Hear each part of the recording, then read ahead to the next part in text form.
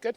All right, so tell me about this truck. First of all, how many are there? Because I know there's a few pinked out trucks. Yeah, I think there's somewhere around 7 or 8 across the province of Ontario with the Votorantim CBM. This one's a 2016. For me, it's my second one. The first one was in 06, and that's when CBM St. Mary's got involved in the whole pink truck initiative. Yeah. So unfortunately, it couldn't be here today, but we have a brand new 2025 pink truck that's coming out. Nice. It's almost ready, but not quite ready. Are you sad to see this one go? I am, but I'm looking very much forward to the new one. So what's the response at like the construction sites and stuff? Like back in the day, when you showed up in a pink truck, it was not.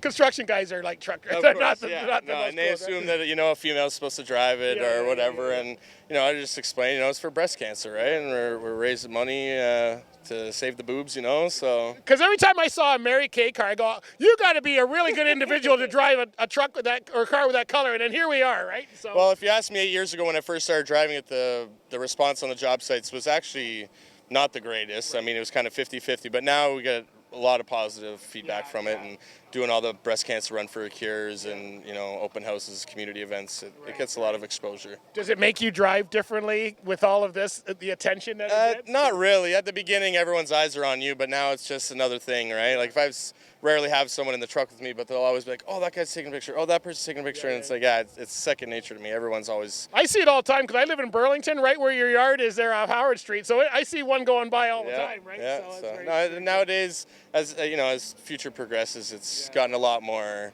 positive feedback. What kind of motor we got in this? This is a Mack MP7 in it, with an Allison transmission. Oh wow, so pretty. So you still get to shift gears? No, it's automatic. It's not automatic, but in the ready mix industry, I mean, for the most part, if you're doing like curbs and sidewalks, an automatic, it's a savior, right? So yeah.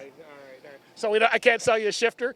No. Just to put in there to make it look good? I was thinking about putting a fake one just, to join in with all the cool kids, because sometimes I'd prefer having my old truck was a manual truck, so, but it's the way the company's going, so what are you going to do, right? Good. Well, keep up the good work, man. Okay, Appreciate it. Thanks, Becky. Appreciate it. Cheers. That was good. That was very good.